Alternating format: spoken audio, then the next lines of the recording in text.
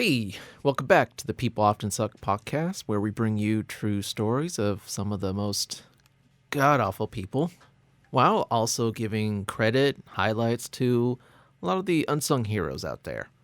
I'm Tom, and with me, as always, is... Just only your best sidekick ever, TC. Okay. Well... It's already starting off bad. Okay. Yeah. Well, but before we jump into one of our really awful people, just want you to do us a favor. Me? No. Oh. Not you. Oh, our I'm looking audience. at you. Oh, yes. I'm talking to the listeners. I know. I just felt the pressure. people that 'cause matter. You're looking at me. And so I thought maybe I have to do something. I mean, if you can, slap the like button. Can I slap you?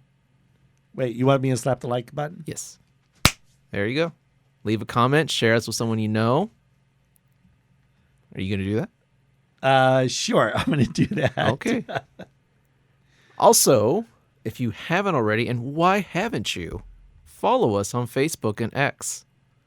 We post updates on future episodes. We put pictures of, what these people look like. And they don't look good sometimes. In fact, some of them look exactly how you picture them, often worse. And, on occasion, we'll put up something silly. So, that's out of the way. Let's get her done. Yep. Sure. I'm ready. I can't Okay. wait. All right. Episode 9. I've got a twofer. A twofer? A twofer. Yeah. This is going to be about, and it's actually fairly recent, so it hasn't concluded yet. Things can still change. But I saw this, and I'm like, okay, we got to talk about these two. This is too good to pass up. This is about a Grant Amanto. I hope I said that right. You know what? Nobody will know. Probably not. Well, he was a former nurse in... Oh, my gosh. Another one? I cannot believe you. Oh, I know. I'm really giving Florida the business this season. I cannot believe that you did yet another Florida story. Okay. I'm not purposely picking on Florida. It's just these stories keep coming out of Florida. Florida, what's going on? You better not have one in episode 10. We cannot end season 2 that way. Okay. I will spoil that I do not have a Florida story in episode 10. Okay. Gosh. Okay. So this character, this chap, this ne'er-do-well, he was convicted of familicide back in 2019. I didn't even know that was a word. Yeah, I've heard it. I don't know exactly. What is it? You kill the whole family. That is a term by killing the whole family? Yeah. Fanticide? Famlicide. Oh, famlicide. Yeah. Famlicide. That's weird. Uh-huh. So I famlicide them. That's weird. Maybe you can't use it in that way. Perhaps not. You committed a famlicide. But it starts with Grant being fired as a nurse for multiple reasons, actually. But the short version is grand larceny in June 2018. Okay. Yeah. Yeah.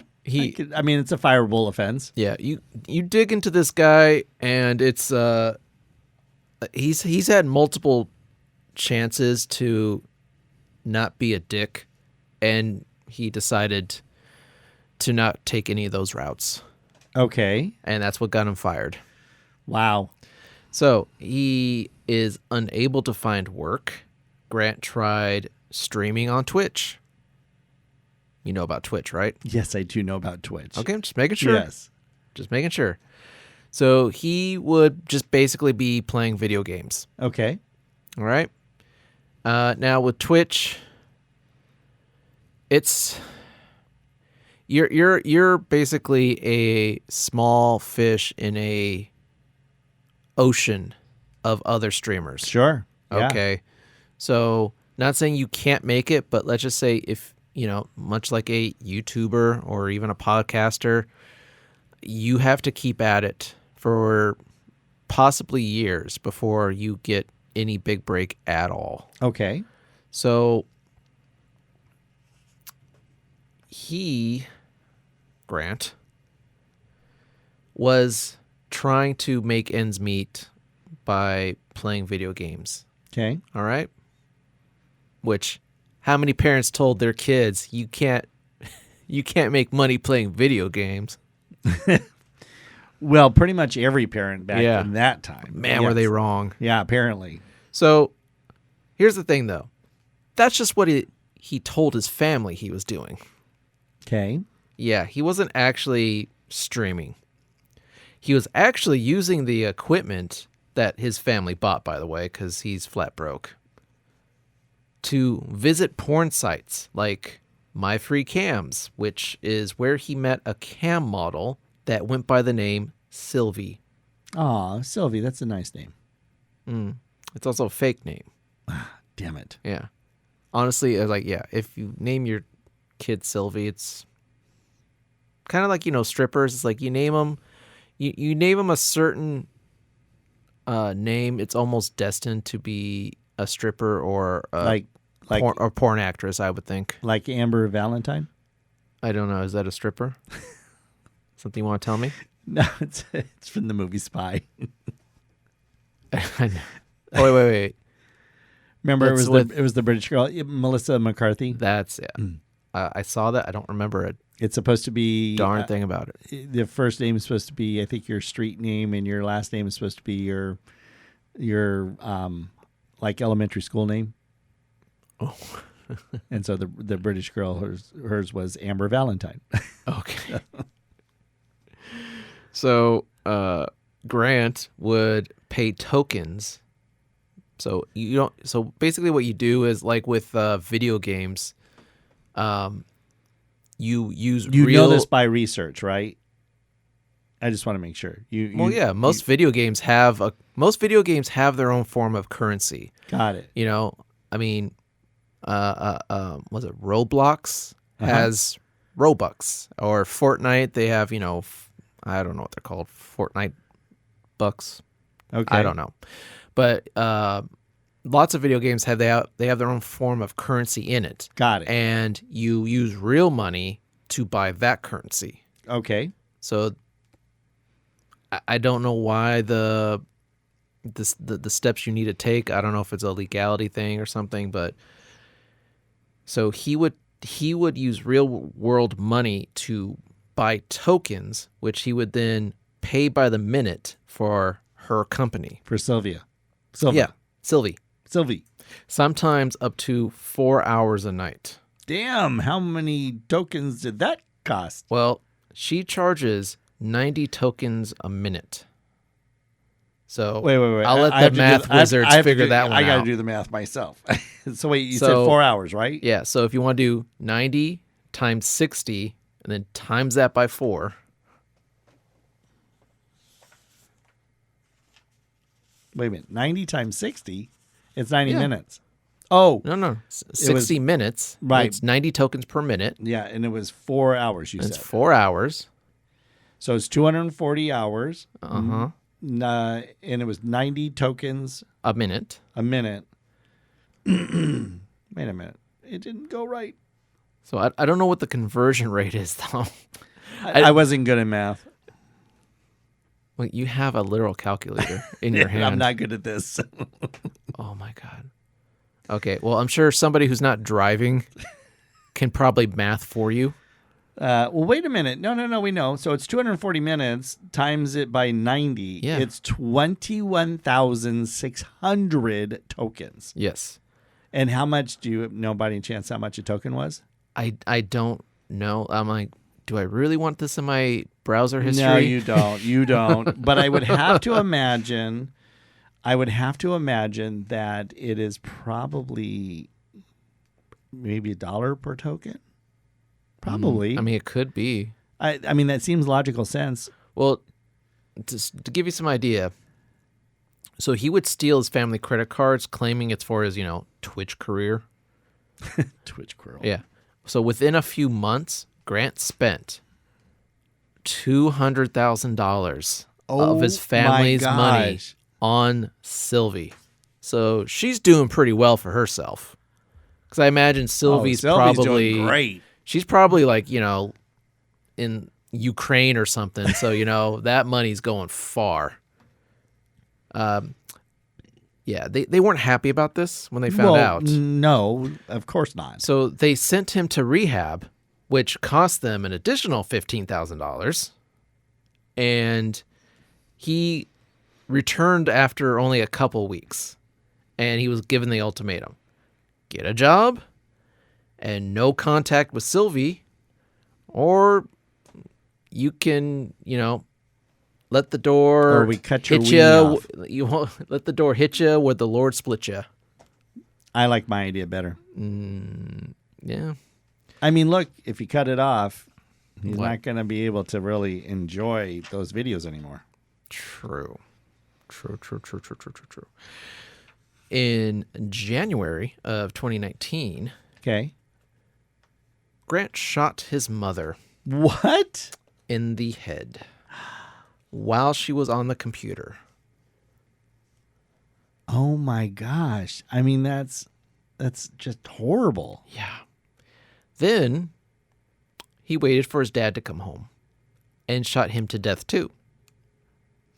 Then, using his dad's phone, he texted his brother to come home after his shift, where Grant waited and shot him to death as well. So just think of this. He's waiting for his dad to come home. Mm-hmm. Mom is sitting dead, who knows however distance from him in the house. Mm-hmm. Dad comes home, shoots him to death. Mm-hmm. Now is waiting for brother to come home. So now his parents are dead inside the house. Yes. And then he kills his brother. Yeah. Is that it of the family? That's the whole family. Wow. Yeah. So after Grant's brother had failed to show up for work, coworkers called the police for a wellness check. This is another story where coworkers did that. I'm like, man, if I went missing for a week, I don't think anyone would notice. Actually, that is not true. Remember, I called you that one day when you were late. Yeah, you did, because that's out of the ordinary for me. That is out of the ordinary for you. Yeah, so they did a wellness check, and then police, they discovered the scene that Grant had tried to stage as a murder-suicide. Oh, brother. Yeah. Well, police caught him the following day at a DoubleTree hotel. In July of 2019, so this happened in January, in July of 2019, he was found guilty. So this was fast. Well, they don't waste time in Florida. Thankfully. Yes, it is one of the positives of Florida. He was found guilty of all 3 counts of murder and given a life sentence for each count. So we were talking about this after we were done with the last episode about, somebody getting all those, you get 1,000 years for whatever. Yeah. Well, obviously, here's one example of where that's 300 years? Well, I don't know what they consider a life. I think it's 50 years. Is it 50 years to life? Or 60 years? No. Like what's considered a life sentence? Well, I think they put a number on it. It's like, so they just times it by 3 in this case. Right.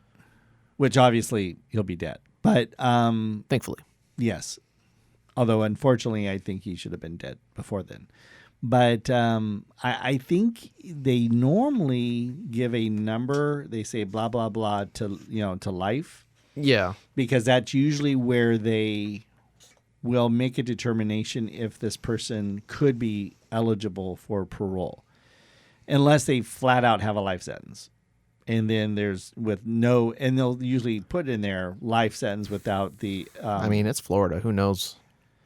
Yeah, I don't think he's going to get out on parole. No. Ever. So remember, that's just number Unless one. Gavin Newsom goes there to be governor. Then it could happen. Good luck with that one. So that was just POS number one. Oh, wait, you have another one. This is a twofer. Oh, that's right. Both Florida, huh? Oh, no. This actually happened in Vegas.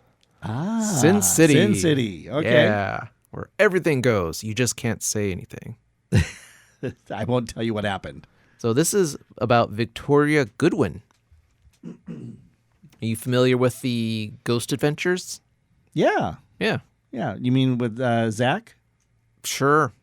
Well, Zach is he's the creator of it or whatever. He has a museum there in Vegas. Yeah, well, I mean, it's been on since 2008. Can you believe that? Yeah. A show that's been on about ghosts has been on TV since 2008. And yet they haven't caught a ghost yet. Yeah. It's kind of like when I found out that Bigfoot show was going on for like... I like that show. Finding Bigfoot? Yeah. I for love like that 3, show. 4... how many seasons was it? Like? Oh, it was on for probably about 5 or 6 seasons. Yeah. Never found them. They came close. There were definitely... Oh, yeah. No, there are So definitely close. evidence of it, and there's a lot of Sure. eyewitnesses, okay? So Right. you back off on that one, mister. Mm-hmm. Yeah. So hard to find a giant furry creature. It's not like they like roam around in packs or anything. No, but I would think that they stay in a pretty isolated area. They don't roam the countryside, Yeah, they do. swinging treetop to treetop. Okay, so Victoria, your Victoria Jackson there. Go ahead. she was the wife of the show star Aaron Goodwin. Okay, I know who Aaron is. Mm-hmm. I used to watch this show back then. I think I did too, like towards the beginning, just because there was really nothing else on at the time. It was like the boom of reality television, Oh yeah. and it was like either this or Kate plus 8. Oh jeez. Yeah, Or the Honey Boo Boo. I think it was like Which- that Kardashians. Oh yeah. Which I do swear to this day that I was in Florida and I was going to one of the Disney parks. I could have swore that there was the Honey Boo Boo family that wasn't too far ahead of me in the security line. And then when I got up there, it wasn't them, but all of the body shapes were the same. Round, rotund. Yes, rotunding size. But I do remember Aaron. Aaron was, if I'm not mistaken, he was the shorter, younger guy who ended up actually leaving the show because he got, I think it just got a little too real for him. And I know when they were in the Tate house, he actually got possessed. Well, I could be wrong, but I think he's still a part of it. Then, oh wait, it's Nick. Nick is the younger one. Aaron is the bald guy. That's it. So he is still on there with them.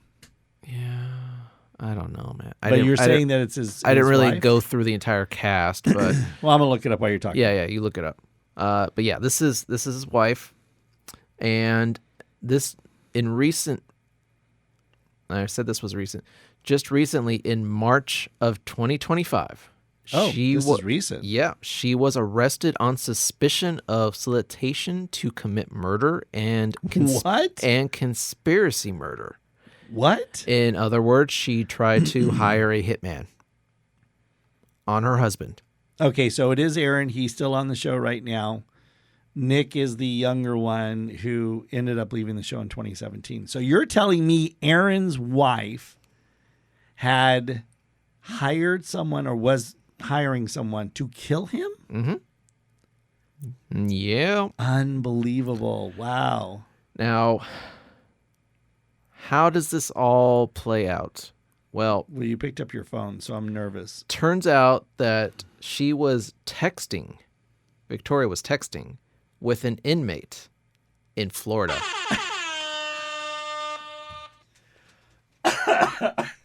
How? You're such a dork. Okay, go ahead. So she was talking with this guy in Florida to arrange a third party to complete the hit, so there would be no connection back to her.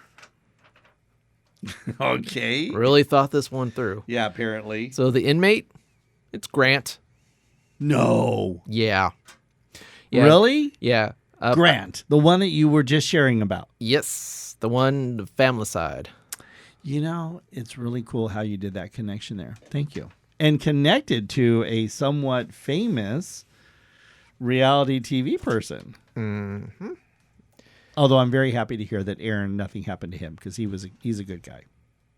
I mean, honestly, I couldn't figure out what was going on that she'd want to hire a hitman on him. Like Is there anything about it? Why? No. In fact, this kind of threw him for a loop too. He's a nice guy. Yeah, all appearances say he's a nice guy.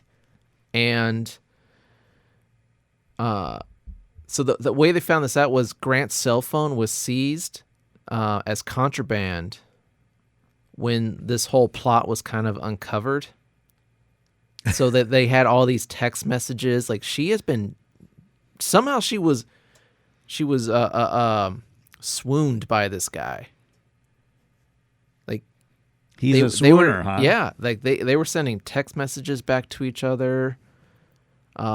Because he has a chance of getting out of prison someday and fulfilling her dreams for the rest of her life. Right. Well, maybe they have a trip come planned. on. There's so many women out there that like that's their thing is to go after guys who will never see the light of day again.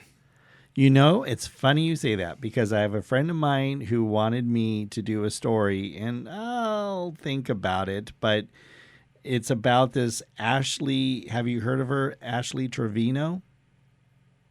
Sounds kind of familiar. She's a TikToker who is, well, there's a lot of things online that have definitely characterized her as the worst mother ever on TikTok. She is also known for being somebody who will go to the prisons and have relationships with prisoners.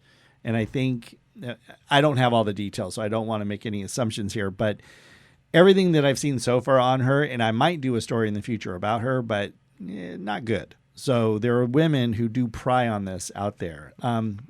The Menendez brothers. It's I said the name right. Same there. I mean, they had women throwing themselves at them when they went to prison as well. So yeah. Well, you're probably curious, like, well, how did she even learn about Grant? What and on a podcast to like, contact him and try to make this happen. She actually saw a true crime documentary on him. There you go. And so she started messaging him through Facebook. What? See, I don't think prisoners, I'm sorry. I don't think they should have access to any social media. I'm with you on that one. They should not. I'm sorry. You've lost your right to be able to interject or interact or whatever you want to say with anybody outside of those prison walls. If you have a family member that's coming to visit or friends that are coming to visit you there, that's different. But you should not have access to social media on the outside. Oh, I wholeheartedly agree on that one. Wow. Completely. So she messaged him through social medias and then eventually text messages, and then she eventually fell in love with him. But she assumed Aaron would not do a divorce, so she had to kill him.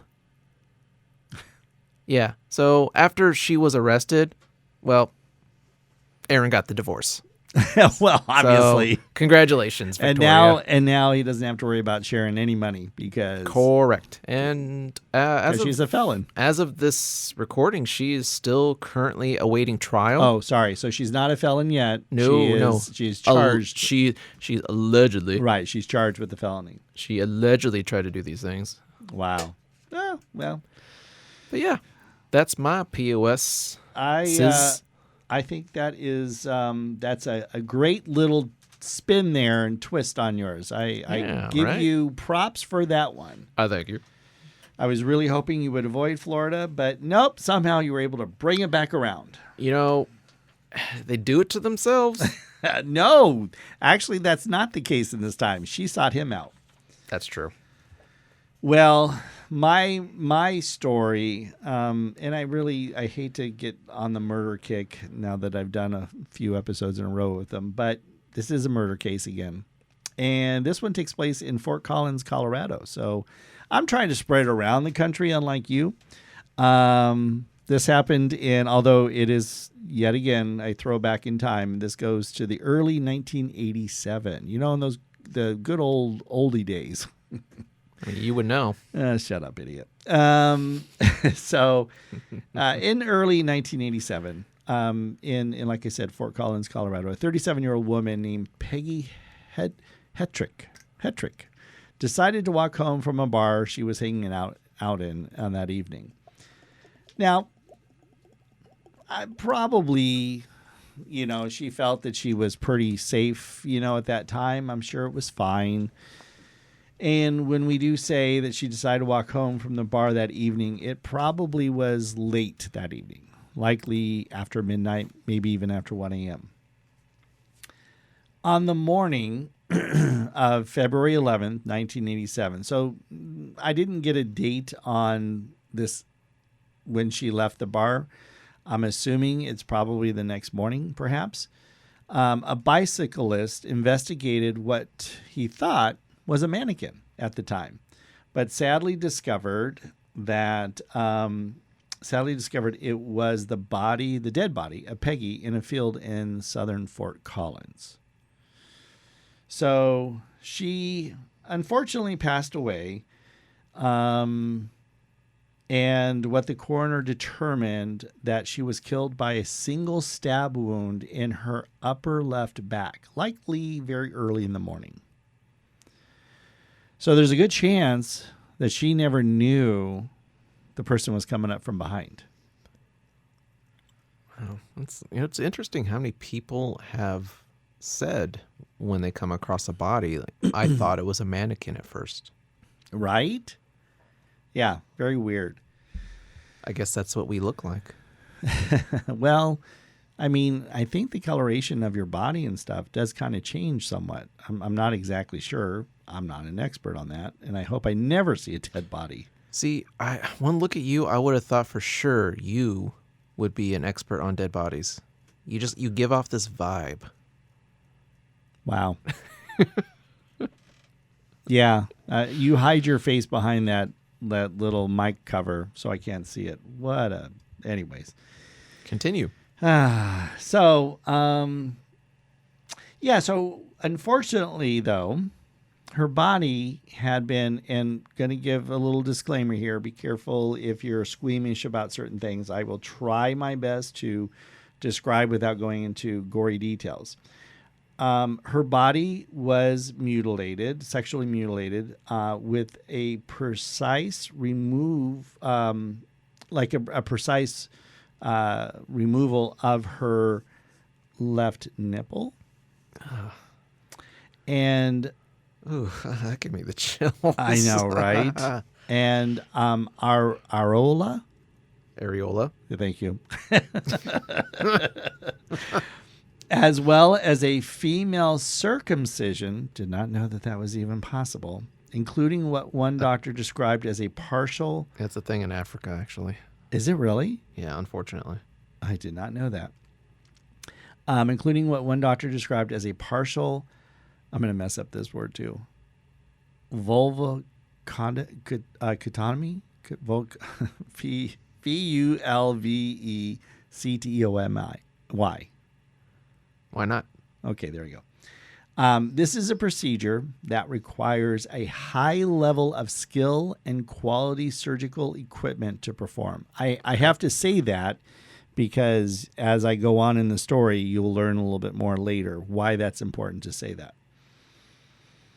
This is like a Jack the Ripper kind of situation. Kind of, yeah. Yeah. So all of this that happened to her, and again, I'm not sharing this to try to make people squeamish or whatever. I'm saying this because it will connect to the end of the story.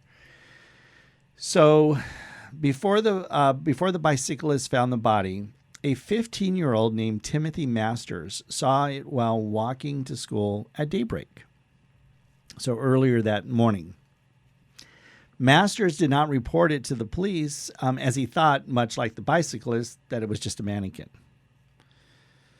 So later on, when the police started canvassing the area and checking things out, they did end up talking to Timothy's father, who did admit that Timothy had been seen walking through that area, which was kind of a deviation from his normal pathway across the field to the bus that morning. So it was a bit odd that, Timothy would actually be traversing that way when that wasn't his normal pathway. So, and not only that, but Timothy didn't report to the police like the bicyclist did. So all of that immediately put a note in the police, the police department's head that did Timothy potentially have anything to do with this? But again, Timothy thought, much like the bicyclist, that it was just a mannequin. And for whatever reason, he decided to cut through the field that way that morning, as opposed to his normal route. However, again, that put its suspicion in the police minds at that time. So the police decided to pull in Timothy, who, again, at the time was a high school sophomore. They pulled him in for questioning. I don't know if you have ever seen Making a Murderer on Netflix. No, actually, I kind of got turned off by all the hype. It was just kind of like, ugh, I don't care. You should watch it. You should only watch it because it shows how sometimes law enforcement and the legal system and the judicial system can really go down a very dark alley or whatever, down a dark path. And I don't know if in that particular case he's 100% innocent or not. All I know is that after watching both seasons, for me, he deserves a second trial, and not within the county of where it was happened. He deserves it somewhere else. In this particular case, Timothy gets pulled in for questioning. Early in the investigation, the lead investigator, Fort Collins detective Jim Broderick, centered in on Timothy in particular as the primary suspect due to his failure to report the body found on the way to school. Again, he's a 15-year-old kid. If he thinks it's a mannequin, he's just going to walk by it and keep going. I'm not making excuses for him, but, I'm trying to think of the mindset of him. He's still a teenage boy. They don't usually really think all the way through on a lot of things. I can attest to that. I can attest to that. I was once 15. Yeah, all of us can. So you were once 15? I was, contrary to popular belief. Yes, I was at one time 15-year-old. Wow, I am learning so much about you. It's a shocker, isn't it? It is. But you will never see any pictures. Oh, because they didn't have cameras back then? Shut up. Yeah, they had the little stone pterodactyl. He was chiseling out the photos. You're right. Thank you. So even though the detectives at the time, lead investigator was singling out and kind of zeroing in on Timothy Masters, there is certainly at the time, there's no physical evidence linking him to the crime. No physical evidence found at all. But that didn't stop them. On February 12th, investigators searched his home, including the sinks for blood and his school locker. They found 2,200 pages of writings and violent artwork by Timothy in his bedroom, backpack, and school locker, along with a knife collection and, of course, typical teenage boy pornography. I mean, my brother in his teens had Playboy and Penthouse magazines in the bathroom cupboard, okay? Next to the knives? No, but he did have guns in his room. Oh. Brother sounds pretty badass. Well, we were hunters back then. I shouldn't say we. They were hunters. The local newspaper with the account of the body's discovery was found on a dresser next to his knife collection. Okay, so again, these are all the things they're finding. However, no trace of Peggy's blood or hair was found in Timothy's room or among his belongings, including his clothes or knives collection. So again, there is no physical evidence. You can't just say because you happen to have knife collection, you have to be guilty. There's nothing still that is connecting. So that's it, right? They just move on? So you would think. Despite hours of police questioning and this is why you need to see Making a Murder, because in season 1, they pull in the nephew, actually out of school. They pull him in, and when you see the police interrogation of him on there and how they literally manipulated this poor kid who had an IQ of like 85, it's horrific. Wow. Yeah. So despite all the police questioning, without, by the way, adult present, wherein policemen repeatedly told Timothy they knew he committed the murder, the 15-year-old maintained his innocence. So, he at least was strong enough to say, "No, I'm innocent. I don't know what you're talking about. This is not. I don't know who this person is. I had nothing to do with it." The adolescent was administered a polygraph test after the police interrogation, but the results were inconclusive. So now 2 hairs were found on the body of Peggy. Okay? Okay. But they did not match Timothy. So again, they just let him go and moved on, right? So you would think. Investigators also found unknown fingerprints in Peggy's purse, but they did not match Timothy either. So they let him go and moved on, right? Yes, that is definitely what you would think they would do. They are determined. They are determined. The police focused solely on Timothy. Tried in 1988 to provoke an incriminating reaction from him by planting false information in a newspaper article. But it didn't work. The kid's innocent. Basically, he's innocent, right? In 1992, so this is going on now. Remember, the crime happened in 1987. This sounds like, a lawsuit. Yeah. Like harassment lawsuit. Watch Making a Murder, I'm telling you.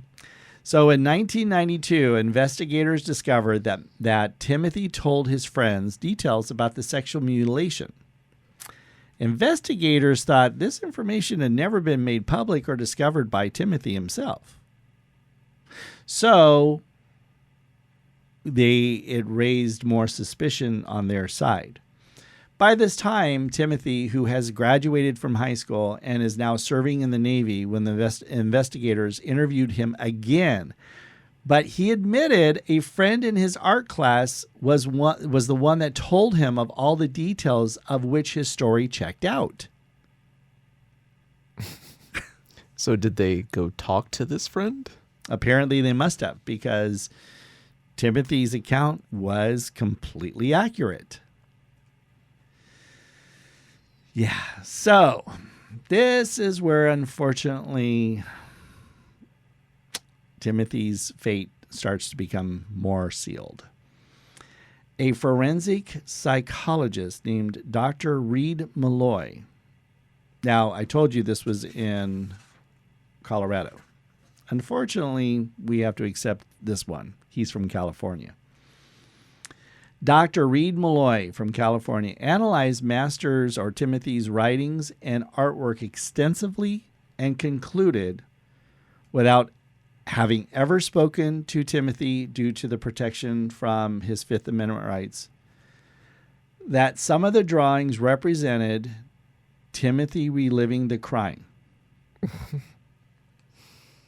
Based largely on the doctor's investigation and ultimately his testimony, because he testimonied. So basically they did charge Timothy In the trial, the doctor did testify. So basically, based on all of that, Timothy was convicted in 1999 of Peggy's murder and sentenced to life in prison. Based off one guy's interpretation of his art. Right. That's insane. Yes. You said 1999? 1999. 12 years after. Not 1799? No. After multiple appeals, finally in 2007, the defense team mounted an effective argument that the prosecutors allegedly withheld evidence about a separate potential suspect named Dr. Richard Hammond. In addition, new DNA testing helped to exonerate Timothy of the murder, and on January 22nd, 2008, a Colorado judge vacated Timothy's conviction and ordered him released immediately. So he was in jail for 9 years. He was in prison for 9 years. That's insane, man. Now, I had written in my notes here, although I've already mentioned it a couple times, this sounds oddly familiar to the famous Netflix docuseries Making a Murderer. You really, I know that you keep name dropping that. Do you have stock in Netflix? No, I don't have stock. But it's funny. A friend of mine turned me onto it, and I watched one episode, and I was hooked. And I'm telling you, it's good because unlike a lot of docuseries about, legal crimes and stuff like that, this one is almost exclusively just showing raw footage taken in interrogations and in the courtroom. So anyhow, I move on. While this crime has not technically been solved to this day, the potential suspect of Dr. Richard Hammond, he was arrested in 1995 for secretly filming women's genitalia. What he would do is in the bathrooms, he would place cameras in a very careful way that would capture close-ups of women's genitalia while they were sitting on the toilet. Hammond also had the skill and equipment to perform the precision mutilation found on Peggy's body. Now, this was a guy who was a potential suspect on the police radar, but they went ahead and withheld that evidence because they wanted to solely just focus on Timothy Masters. Wow, man. Just wow. Here's the other strange things. Hammond's bedroom window actually overlooked the location where Peggy's body was found, discovered, and was home that morning after the murder, which was not common given his surgery schedule that day. Dude, I hope this kid is like a millionaire right now. Yeah.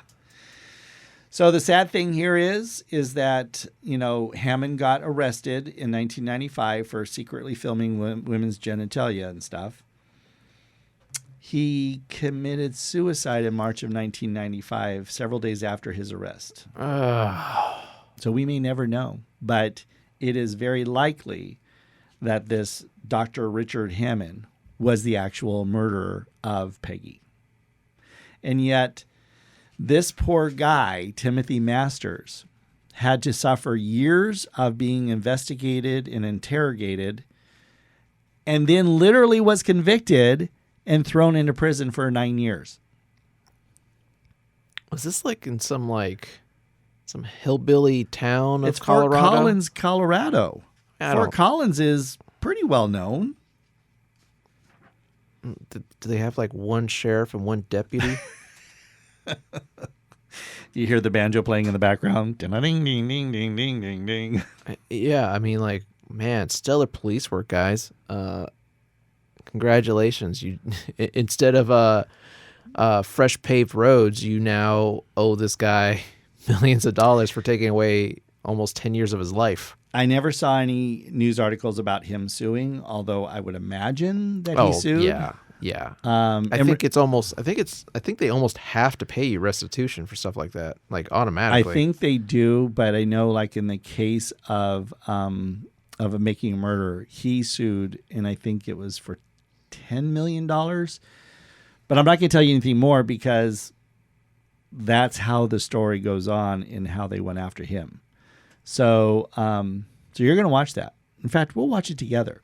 No, we will. We will. You showed me John Wick and all those. Yeah, because John Wick is freaking awesome. No, this is freaking awesome too. You will like it. Trust me. I know you will. Trust me. I don't like to watch things that purposely make me angry. John Wick made me angry. Okay, yes, the very first episode. Don't kill a dog. Yeah, the very first movie. Yeah, the very beginning. But then justification for everything he did and justice. Yeah. Well, anyhow, we'll watch it later. I'll get you to watch it. We'll see. Okay. So you have a positive story. Oh yeah, dude, I have the positive story. I saw this. I'm like, okay, I gotta cover this. I don't see how you could possibly top it, honestly. Oh, yeah. I see the challenge is on. It is. And you only got one more episode to try and top me on this one. Well, okay. I'm up for the challenge. Okay. Here we go. Now, the only reason I say this was kind of rather an unknown person is because of what followed afterwards that kind of took all the attention away. So I honestly don't remember being taught this in school, but I also really don't remember what happened last week. So can't really take my memory as gospel. But this is about Sylvia Mendez, who was born in... Wait, Sylvia Menendez? No, Mendez. Oh, okay. Good. Actually, Mendez. Okay, it's one. Oh, I would have gotten that one right. You would have. Yeah. Or maybe not. Born in 1936. So we're going... classic, an oldie. Going back a little ways. In Santa Ana. Right here at home, huh? Yeah. Okay. This is also what intrigued me because this was very local. So she was born in Santa Ana, and then her family moved to Westminster. Okay. Which, if you're not... They upgraded. Yeah. So if you're not familiar, Westminster is also in Orange County. A little bit more... Well, it's on the western border. Yeah, a little bit more western of Santa Ana. Right. About west of Garbage Grove. What would you say? Like maybe like a 20-minute drive on the freeway? Yeah, not much. Yeah. Well, her parents were immigrants from Mexico and Puerto Rico. And in the 40s, schools were unfortunately segregated. Okay. And Westminster was no exception. Mm. So there were only 2 schools in Westminster. One was for the whites. One was for the Hispanics. In 1944... So the segregation wasn't about whites versus blacks. It was actually whites versus Hispanics. Right, because in California is more of a Hispanic community. Sure. In 1944, Sylvia's parents tried to enroll in the whites-only school. Okay. Because, I mean, let's be honest, it was actually much nicer. They didn't really put a whole lot of effort into the Hispanics school. Well, yes, because we were definitely screwed up back then on some of our priorities. Yeah. And they even tried to appeal to the principal and the school board, and no success. Yeah. So by 1945, with the help of the community, they hired a civil rights attorney and filed a federal lawsuit against 4 Orange County schools. Just hold on. I had a burp. I didn't do it in the mic this time. Out of nowhere. Wow. Okay, keep going. Didn't do it in the mic. So raw and real. There you go. Yeah. Okay. I'm learning. Yeah, you are learning. Okay. So she, not she, but the community filed a lawsuit against 4 Orange County school districts: Westminster, Santa Ana, Garden Grove, and El Modena. El Modena? Where the heck is that? It's where I live. El Modena? That's the school district that's where you live? Yeah. Not Orange? No, it's El Medina School District. Oh, okay. The school board claimed that due to a language barrier, the Hispanic children needed special instructions, hence the segregation. Oh, brother. Yeah. Ignorance. I know. However, when one of the children was brought in to testify, lo and behold, they knew English. Wow. Because the families back then, it was important for their kids to assimilate into the country. Correct. And know English. Yes, the parents knew. The whole reason why parents do these things, they sacrifice for their children. Correct. They want their children to do better, be better, Right. have better. Right. And they knew if you know the language, you will do better. Correct. And that's exactly what happened. They brought in children, they knew English, and had the same capacity to learn as all the white kids. Stupid people back then. Yeah. By 1946, a judge ruled in favor of Menendez. No. Oh, you got me doing it. Mendez Okay. and the co-plaintiffs. Okay. The school board tried to appeal, but was met with resistance from the ACLU, which is the... Oh, hold on. I did a list of things. From the ACLU, American Jewish Congress, Japanese American Citizens League, and the NAACP, represented by Thurgood Marshall. Wow. Okay. You know who that is? Yes, I do. Yeah, for those who don't, he would later become a Supreme Court judge. Yeah. By 1947, the Ninth Circuit Court of Appeals, I'm trying to read my own language. Your own writing? Yeah, my own writing, which is in a way my own language. Yeah, apparently. Maybe we should give you your own school. Yes, No. Yes, keep we going. should. Just keep going. people need to learn. Ugh. The Ninth Circuit Court of Appeals affirmed the district court's ruling in Mendez v. Westminster in favor of the Mexican families. Afterwards, the governor of California, or at the time, Earl Warren, moved to desegregate all public schools and other public places. All started by that one family. Yes, by Sylvia Mendez and her family. In 1948, Sylvia and her siblings were finally able to attend the whites-only school. So that only took 4 years? Yeah, 4 years. Wow. She would become a nurse and retire after 30 years in her field. She adopted 2 girls, and she currently lives, she's still alive, in Fullerton. That is great. I love that. I love to see when stupidity gets trounced down and pushed down and overridden.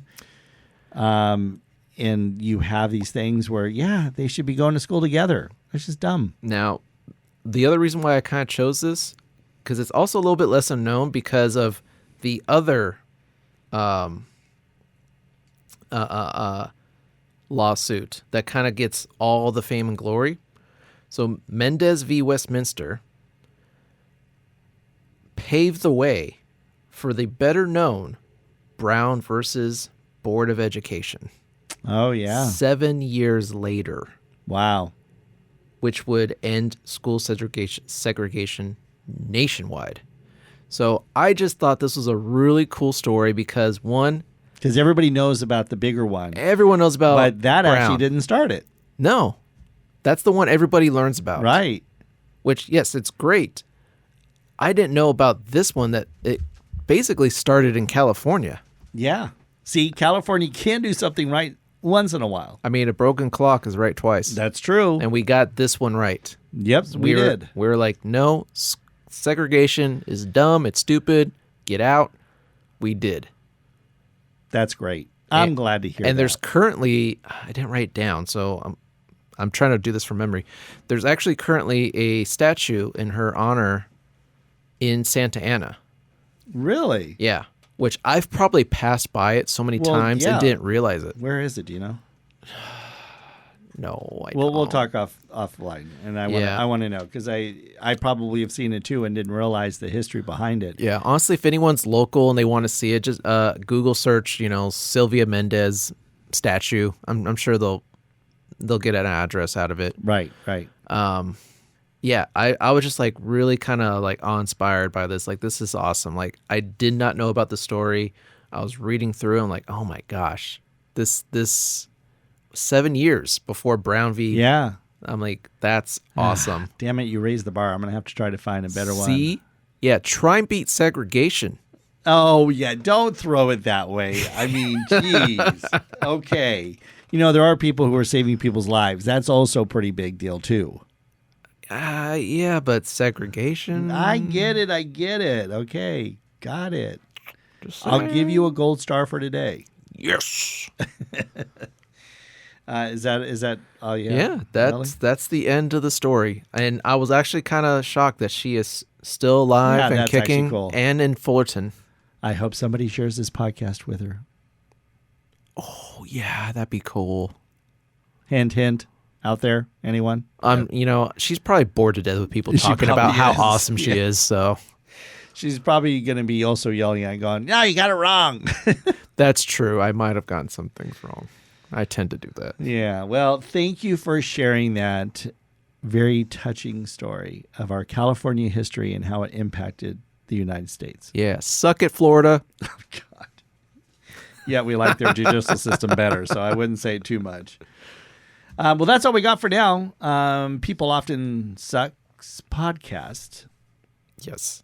Is recorded here at the Kilroy Was Here recording studios and is written and hosted by your amazing, truly awesome host here, Tom. TC. Okay, that was just rude. You just stepped on me, and that is just rude. So you can give yourself... I'm just preaching the facts, wow, brother. Whatever. And it's produced by Mark Wallengren, who we all love. He's amazing. Yep. Thanks for listening. If there is a story that you think we could talk about in the future, shoot us a message on Facebook, Instagram, or X, because we certainly would love to get random stories out there. We don't want anything that is known in the public for the most part. We want to have these random cool stories that a lot of people haven't heard. Also, keep politics out of it, honestly. Yeah, no politics. We don't want to. Let's be honest. They all suck. They all suck. You're right. They do. Please share our podcast with your family and friends to help us grow our audience, because if we don't grow, we wither and die. Yeah, that's very sad. But don't forget to like or comment. And until next time, don't become a POS, because you could just end up on our podcast. Yeah.